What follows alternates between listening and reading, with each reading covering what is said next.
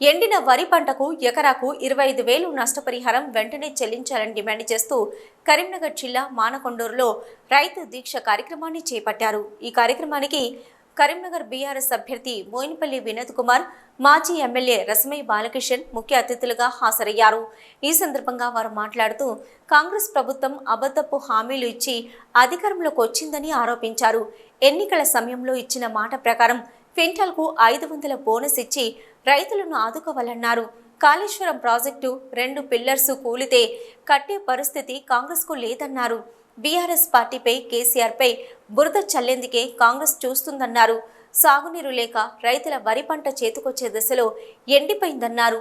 మానకొండూరు నియోజకవర్గంలో వరి పంటలు ఎండిపోవడానికి కాంగ్రెస్ పార్టీ పూర్తి బాధ్యత వహించవలసి ఉందన్నారు. బీఆర్ఎస్ పాలనలో నియోజకవర్గంలో 1,00,000 ఎకరాకు సాగునీరు అందించిన ఘనత కేసీఆర్ది అన్నారు. పంటలు నష్టపోయారు కాబట్టి ఎకరానికి 25,000 రూపాయలు మీరు ఇవ్వాలని చెప్పి మనం డిమాండ్ చేస్తున్నాం.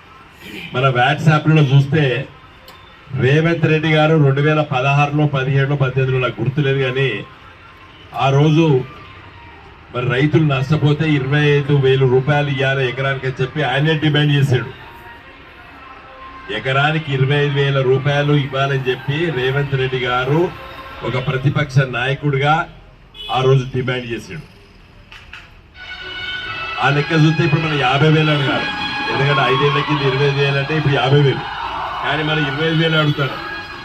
25,000 ప్రతి ఎకరానికి ఇవ్వాలని చెప్పి ఇలా మన డిమాండ్ దీక్ష శిబిరం సాధన చేయడానికి కోసం కేంద్ర ప్రభుత్వ పరిధిలో ఉన్నటువంటి జనవనరుల శాఖ కూడా కాళేశ్వరం ప్రాజెక్టుకు వచ్చి రీసెర్చ్ చేసుకొని ఎడార్ లాంటి రాజస్థాన్ ఇతర ప్రాంతాలలో కూడా ఇలాంటి ప్రాజెక్టు మనం తీసుకురాగలమా?